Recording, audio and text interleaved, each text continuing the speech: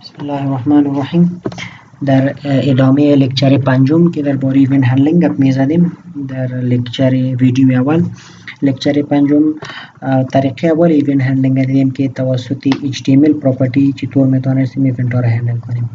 طریقه دوم ایونت هندلینگ، همون ایونت ها چطور میتونیم به طریقه دوم هندل کنیم توسط دام آبجکت پراپرتی ایرا میبینیم. دام ما بیشتر در لکچرهای پیشین تشریح کردیم. شما میفهمین که دام داکومنت آبجکت مدل چی است و چطور میتونیم یک الیمنت سلکت کنیم. همین دیاگرام ها را شما میفهمین. فرضاً اگه یک صفحه HTML باشه، یک قسم یک دام استراکچر از این جور میشه وقتی که صفحه یک کد HTML در یک براوزر لود میشه. شما ببینید اینجا ما HTML element داریم which is basically this. در داخل از این دو بخش داره head element و body. head و بادیش، در داخل head ما تایتل داریم and در داخل body باز ما یک script tag داریم، باز یک div tag داریم، در داخل div باز یک h1 داریم. این یک دام استراکچر یک قسم یک HTML پیج است. شما بهتری را میفهمین بالا از این کار کردین. حالا منظور ما چی است که چطور میتونیم با استفاده از دام آبجکت پراپرتی ایونت هندلینگ انجام بدیم که طریقه دوم است. شما معمولا شاید یک قسم کدها را ببینید که ایونت هندلینگ شده است، مگر به اون طریقه نه که ما در بٹن یا در تکست فیلد آن کلیک، آن کی پرس، آن ماوس رو نوشته میکنیم. بیخی در یک جای جداگانه در یک جای دیگه کار انجام شده توسط دام پراپرتی ایرا میبینیم. اگر ما بیایم و در همین جا ادامه بدم، خب ما یک کاری میکنم که اینجا کل کد کامنت میکنم تا که هیچ کنفیوژن نباشه. کدی که از کلاس پیش است، این بٹن ها و این تکست فیلد های کلی چیزا را سلکت کرده کامنت میکنیم و این فانکشن که اسکریپت ہے که فانکشن های چیزا وجود داره بیارم کامنت میکنم، سیو میکنیم و اگر ریفرش کنم شما هیچ چیزا نمیبینین، بلانک پیج قسمی که یک نوع چیزا جور کردیم. درست است. اینجا ما یک چند تا همون قسم چیزا را جور میکنم و میخوایم به یک طریقه دیگه، طریقه دوم با استفاده از دام آبجکت پراپرتی استفاده کرده ایونت هندل بکنیم. مثلا ما میایم بسیار ساده یک بٹن را جور میکنم، بٹن and برای یک آیدی میتونم فرضاً my btn به این شکل و یک چیز در بالای این بٹن که نوشته میشه فرضاً click me. درست است. and that's it. سیو میکنم. اینجا بیاین ریفرش میکنم، ببینین یک بٹن اینجا آمده است. حالا میخوایم که کلیک ایونت این بٹن هندل کنم، مگر به این طریقه نه که ما پیشتر یه نوشته میکنم که آن کلیک. این کدام طریقه است؟ using HTML property. این طریقه نه، طریقه دام. اگر با طریقه دام میخوایم با طریقه دام آبجکت پراپرتی همراه یک ایونتی بٹن هندل کنیم، ما چطور کردن میتونیم؟ ما میایم در این اسکریپت تگ، در داخل اسکریپت و اینجا یک فانکشن اولا چی را جور میکنم؟ یک فانکشن را جور میکنم. درست است. که فانکشن برای ما یک الرت باکس نشان بده. فرضاً message msg show message نامی فانکشن شد. ما میخوایم دیگه یک الرت باکس باشه و این الرت چی بگوید که hello there. درست است. این الرت باکس چی وقت رن میشه؟ وقتی که ما این فانکشن رو کال میکنیم. حالا میگم این فانکشن چی وقت کال شود؟ وقتی که بالای بٹن ما کلیک میکنم. درست است. یک ریویژن برایتان شود. یک طریقه چی بود که ما اینجا نوشته میکردیم که آن کلیک، وقتی که بالای این بٹن کلیک میشه در خود بٹن آمد و ما اینجا گفتم وقتی بالای این کلیک میشه یک فانکشن کال شود با نام show message. سیو این ریفرش. ببینید وقتی که بالای این کلیک میکنین ایونت کلیک کال میشه و ایونت کلیک این فانکشن رو کال میکنه که فانکشن این الرت باکس رو برای ما نشان میده. این یک طریقه. همین کار رو میخوایم که اینجا باید نباید باشه. توسط دام ما این کار بکنم. باز ما میاییم در داخل اسکریپت تگ خود، هر جایی که اسکریپت تگ ما بود و اینجا ما این ایونت کلیک این بٹن با این فانکشن اسوسییت میکنم. چطور؟ اول ما باید این بٹن انتخاب کنم. بٹن که اینجا انتخاب میکنیم توسط آیدیش document.getElementById و نام بٹن ما چی بود؟ نام بटन ما MyBTN بود. let me confirm ID بटن ما MyBTN است. درست است. حالی میخوایم یک ایونت از را هندل کنم. دات هم اندازم و نام ایونت نوشته میکنم. that's it. به می آسانی. کدام ایونت؟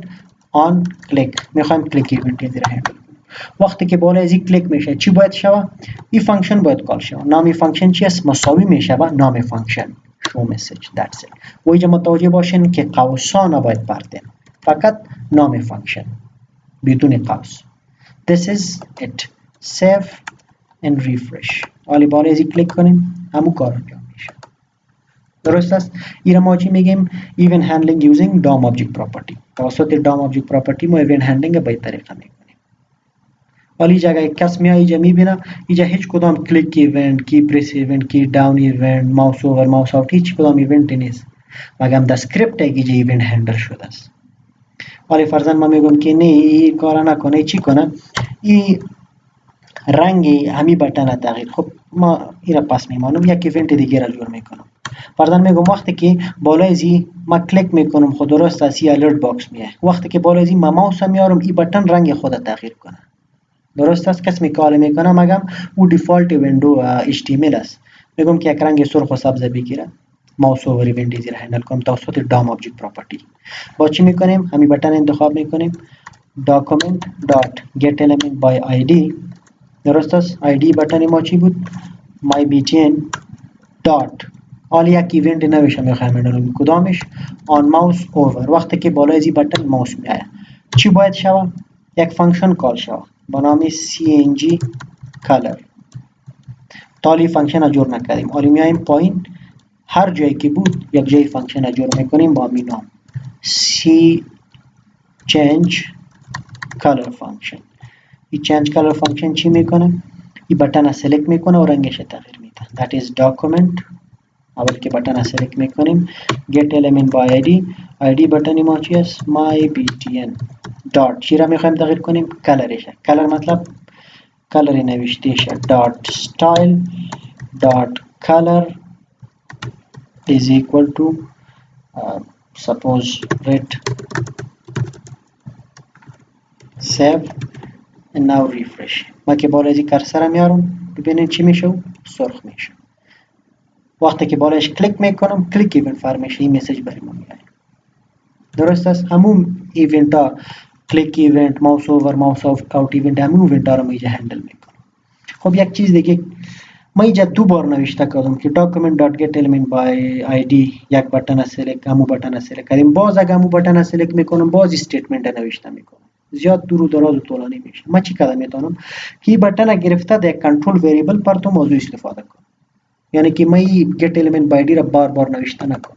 به چه شکلی که ما بگیم از این جمعی را کپی میکنم یک وریبل جور میکنم فرضاً با نام my button control is equal to this. این چی میکنه؟ او بटन انتخاب میکنه و دی وریبل را ذخیره میکنه. ولی هر جایی که من نیاز داشتم از باجه قدر دور و دراز کد فقط نوشته کردم میتونم که my button control BTN control و اینجا من نوشته میکنم my BTN control. that's it. my BTN control dot on click my BTN control dot on mouse over. و my BTN control چی است؟ همون بटنی که میخوایم ایونتش هندل کنیم او را گرفته دی وریبل انداختیم. ببینید save and refresh همون کار انجام میشه. درست است. کدتان کمی مختصر میشه. از این طریقه استفاده کردم. خب حالا میخوایم یک ایونت دیگه شه هندل کنم که وقتی که مثلا از این کرسر میارم و سرخ میشه میگم وقتی کرسر میکشم پس باید سیاه شود که حالا نمیشه. بگم یک کمی متفاوت تر اینجا میخوایم که یک ایونت همی بटन دیگه کنترل کنم که با نام my BTN control است. my BTN control dot کدام ایونتش on mouse out. وقتی که از این ماوس میبره چی باید شود؟ is equal to قسمی که پیشتر گفتیم میتونیم اینجا چی کنیم؟ یک نام یک فانکشن بگیریم و پایین فانکشن ما دیفاین کنیم. فرضاً ما اینجا میگم که reset color پس باید حالت یادی باید برگرده و اینجا پایین آمده با می نام یک فانکشن جور میکنم که من نوشته کنم فانکشن reset color و این فانکشن چی کار میکنه که همون بٹن را سلکت میکنه. ببینیم که اسکوپ از ویج است یا نیست. my button control که یک بار ما already سلکت کردیم. btn control dot style dot color is equal to black. باید با شکل string باشه این value black. save and refresh. کرسر میاد سرخ میشه، کرسر که میبره چی میشه پس سیاه میشه.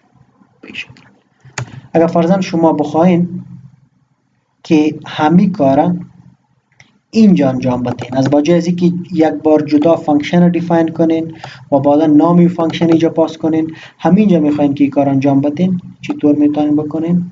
من اینجا کات میکنم و میایم از با جای از اینجا ما یک انانیمس فانکشن رو جور میکنم. در یک طریقه بعدی کار میکنم، اگر میجم ترای میکنم کار میکنه یعنی و مستقیما اینجا یک فانکشن رو نوشته میکنم. این در نوتتان هم شاید است. let me confirm. yep this one. این را ما anonymous function میگیم. مثال باز شما ببینید ما اینجا مستقیما یک فانکشن بدون نام جور میکنیم که را anonymous function میگیم. و اینجا ما کار میکنم که my btn control dot style dot color is equal to black. save and refresh. کرسر میای و سرخ میشه، کرسر که میبره و پس سیاه میشه. همون کار است مگم طریقه مختلف است. اینجا ما چی کردم؟ از با جای ازی که پیشواری ما ایونت بگیرم و با رزوی ایونت ما یک نام فانکشن را پاس کنم. ما اینجا اون ایونت را گرفتیم و دایرکتلی یک انونیمس فانکشن اینجا گرفتیم. به خاطر که فانکشن نیست که ما بار بار استفاده میکنم. برای این فانکشن ما هیچ نام نمیتونم و اینجا مستقیما ما نوشته میکنم که وقتی که در ای بٹن که همون بٹن است که آیدیش my btn است، ماوس اوت ایونت فایر میشه، این فانکشن باید رن شه. کدام فانکشن نامش وجود نداره مگر مستقیما اینجا بادیش وجود داره. this is called an anonymous function. درست است؟ با این طریقه شما میتونین هر ایونتی که باشه هندل کنین. چی ماوس ان، چی ماوس اوت، چی کلیک ایونت، چی دبل کلیک ایونت، چی کی پرس، چی کی داون ایونت باشه. فقط از این دو طریقه شما استفاده کرده میتونین. دیگه طریقه سوم، این طریقه دوم بود using DOM property. طریقه سوم چی است؟ using special methods. ما اینجا در جاوا اسکریپت بعضی special method ها داریم که توسط از اون میتونیم ایونت هندل کنیم. درست است که در اکثر جاهای با چی می باشه؟ زیاد افیشنت تر می باشه. درست است؟ با نام add event listener و remove event listener ما به خاطر event handling در جاوا اسکریپت این دو متد ها داریم، این دو فانکشن ها داریم و این هم به همین شکل بسیار با آسانی استفاده میشه. مطلب کدام چیزی متفاوت نیست. فرضاً اگر ما بیایم و اینجا یک بٹن نو بگیرم تا که ایونت ها را بالای زو باز ترای بکنیم. از اینجا ما میایم یک نو بٹن جور میکنم. input type is equal to button و فرضاً برای یک آیدی میتونم another btn و یک ولیو برش میتونم فرضاً color me. درست است؟ فقط یک نامی شد. سیف. این را ببینید این بٹن جور کنم. حالا میگم که وقتی که بالای بٹن کلیک میکنم بک‌گراند کلر خود تغییر کنه. مگم به طریقه سوم همون کلیک ایونت است که میخوایم هندل کنیم. چطور میتونیم؟ برای ما یک آیدی دادیم. آیدی چی است؟ btn another btn. اینجا در داخل اسکریپت تگ میایم این بٹن انتخاب میکنم. چطور؟ اسمی که پیشتر میکردیم. یک وریبل میایم و اینجا میگم فرضاً another btn is equal to document dot get element by id. id زی بٹن چی است؟ another btn. این بٹن ما کجا آمد؟ در وریبل.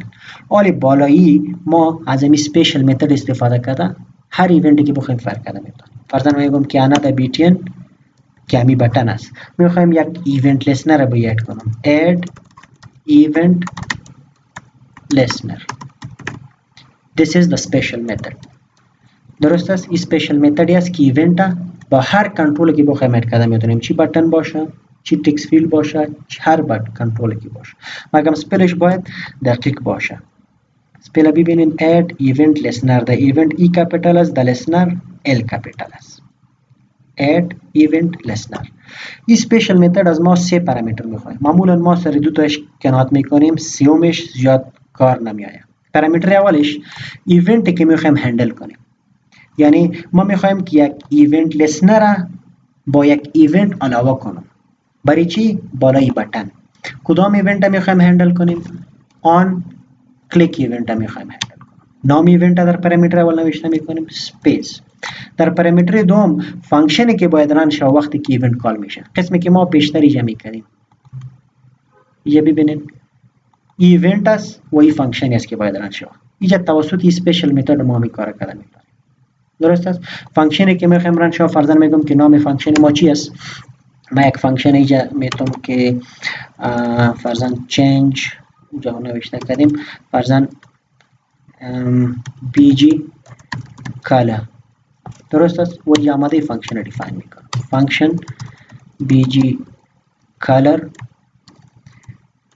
این فانکشن چی میکنه؟ if بटन رو سلکت میکنه و رنگش تغییر میده. another button dot style dot background is equal to red. save, refresh, click, didn't work. inspect میکنیم و در کنسول میایم cannot read property add event listener به خاطر که سپیلش ما غلط نوشته کردیم. قسم گفتم سپیل باید دقیق باشه. listener گرچه listener درست است. let me check. خب اینجا ما در سپل مستیک داریم.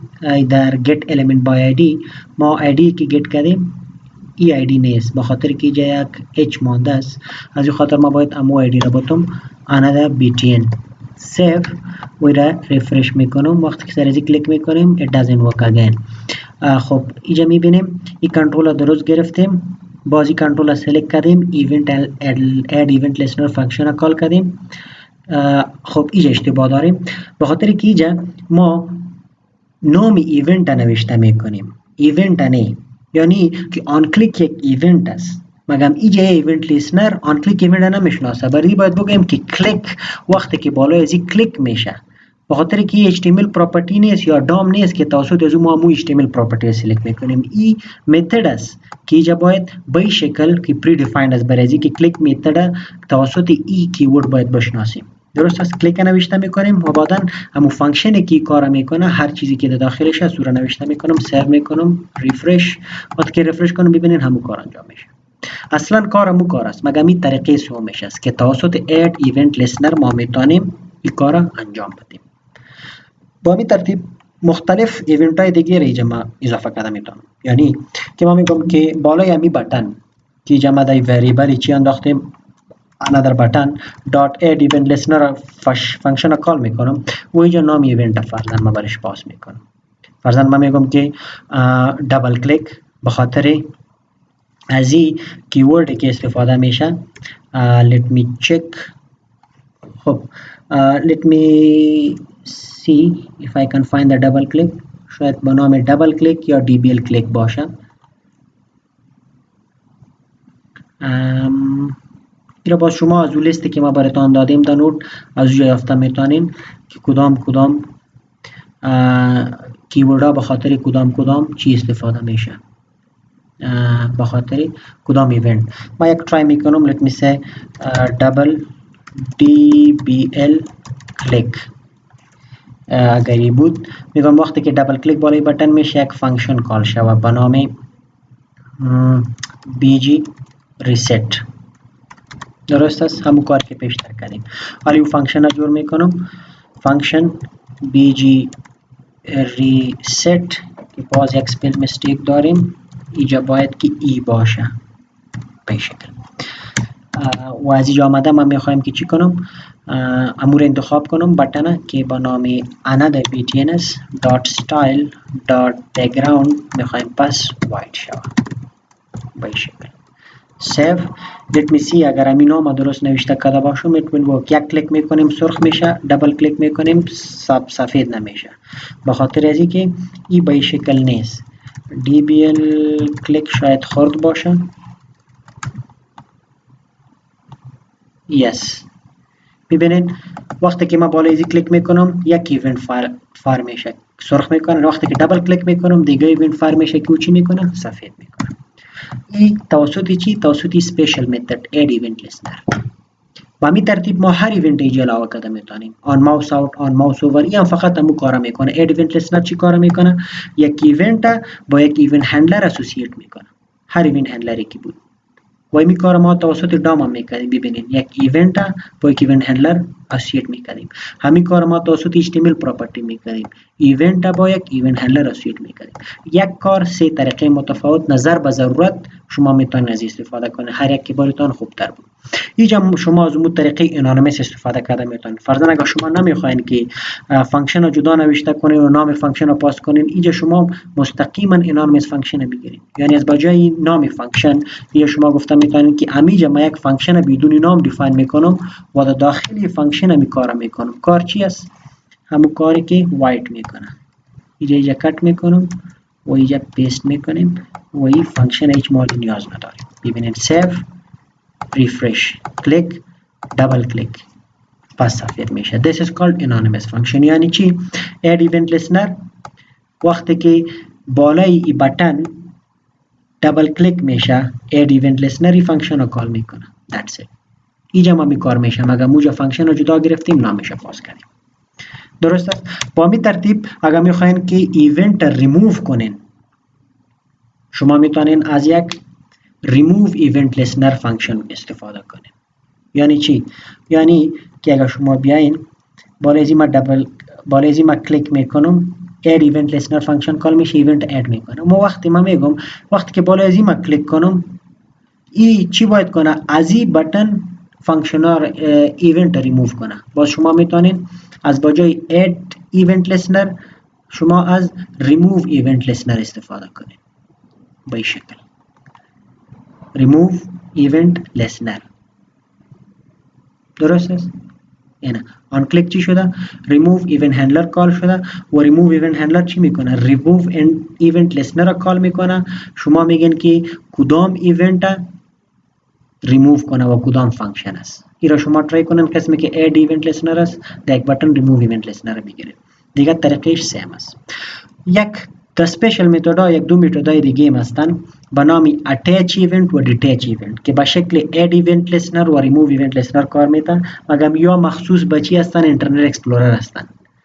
در اینترنت اکسپلورر واضحی که در ورژن‌های پیشتر که بودن 7 8 6 دو ورژن‌ها با شما از attach event و detach event استفاده میکنن که معمولا زیاد قابل استفاده نیست. زیاد قابل استفاده همین add event listener است که در اکثر براوزرها استفاده میشه و دیگه طریقه رو شما دین که اگر طریقه دام استفاده میکردین و یا طریقه HTML هر یکیش که بود you can use. یک سوال اگر در یک بटन هر دو یا هر سه طریقه ایونت استفاده شده باشه کدامش رن میشه؟ یعنی چی؟ یعنی سوال ما براتون اومدم شما ترای کنین جواب خودتان بگیرید. یعنی اینجا یک بटन ما جور میکنم br input type is equal to button. فرضاً یک ویلیو برش میتونم که button works. صحیح است؟ save and refresh. این بटन شد. یک بیاری دیگه را میگیرم اینجا save and refresh. این بटन ما شد. بالای از این بटन کلیک ایونت میخوایم هندل کنم مگم به هر دو یا به هر سه طریقه. یعنی که اینجا میخوایم که یک کلیک ایونت هندل کنم. طریقه اول که همینجا در داخل بटन ما نوشته میکنم که آن کلیک و اینجا یک هندلر را برش میتونم فرضاً هندلر 1. صحیح است؟ این هندلر 1 ما در کد جاوا اسکریپت در یک جای دیفاین کردیم. فرضاً اینجا ما گرفتیم که چند تا هندلر را میگیرم فانکشن هندلر 1 و در داخل از این یک چیز انجام شده که وقتی که بالای بटन کلیک میشه کال میشه. حالا میایم به طریقه دوم طریقه دام. این بटन را سلکت میکنم. برای این بटन ما یک آیدی هم میتونم فرضاً btn worker اینامی ID بटن شد. اینجا من میگم که document dot get element by ID و ID بटن چی است؟ btn worker dot click eventش هم میخوایم هندل کنم on click و میگم وقتی که بالا ازی کلیک میشه چی باید شود؟ هندلر نام یک متد نوشته میکنیم یعنی هندلر 2 و نام هندلر 2 یک فانکشن است که باید کال شود و اینجا در یک جای ما هندلر 2 را گرفتیم به این شکل.